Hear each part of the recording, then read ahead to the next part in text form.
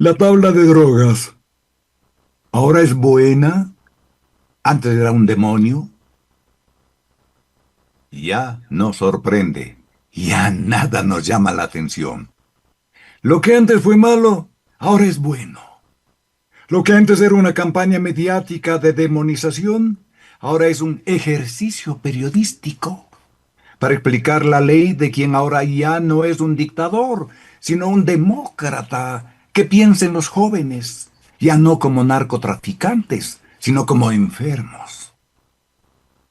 Por ejemplo, Ecuavisa ya no es el medio que castiga a quienes defendían la tabla de consumo. Ahora titula, Estas son las diferencias de la tabla de drogas del gobierno de Daniel Noboa con la promulgada en el correísmo. Solo fíjense en cómo se califica a quien ahora gobierno o gobierna y cómo a una corriente política y no a un gobierno. ¿Podríamos nosotros titular, a diferencia de Coavisa, del siguiente modo? Estas son las diferencias de la tabla de drogas del novoísmo con la promulgada por el gobierno de Rafael Correa. Pero vayamos a lo de fondo.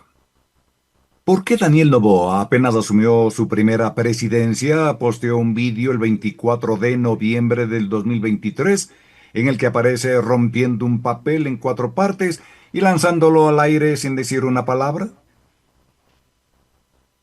Año y medio después, la Ley de Solidaridad Nacional incluye parámetros para diferenciar un consumidor de drogas de un traficante, para despenalizar el consumo personal de drogas.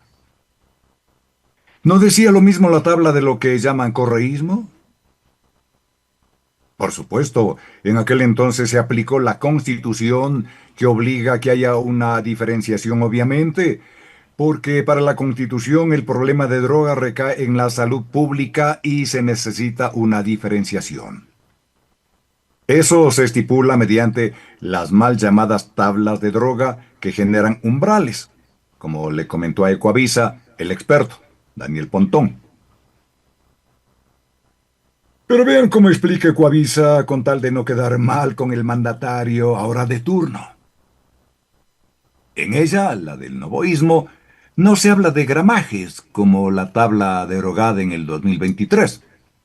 Se habla de parámetros que deben ser fijados por el Ministerio de Salud, la Fiscalía y el Consejo de la Judicatura y que reemplazarán a los que emitió la Corte Nacional en diciembre de 2023 para no juzgar como traficantes a consumidores. Ahora nos dicen lo que ya se había dicho, quizás con otros elementos gramaticales, para hacer lo que hacía Cantinflas. Galimatías, para decir lo mismo. Es decir, ahora como si fuese un invento traído por inteligencia artificial, según Ecoavisa y otros medios que parece se copian el mismo texto o les pasan desde alguna parte. Con la ley aprobada, los fiscales y jueces deben diferenciar casos de consumo y de tráfico ilícito. La norma dice que en ningún caso se presumirá el consumo y que se deben practicar pericias toxicológicas y psicológicas antes de emitir un informe que elimine la sanción.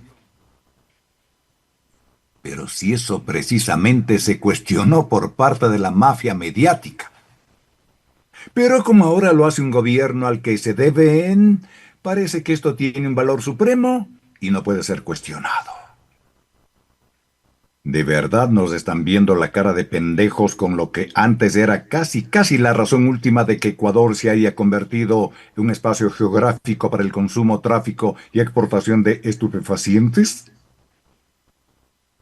Lamentablemente, a esto se le puede llamar de cualquier cosa, pero en la práctica es una hipocresía monumental. Y punto.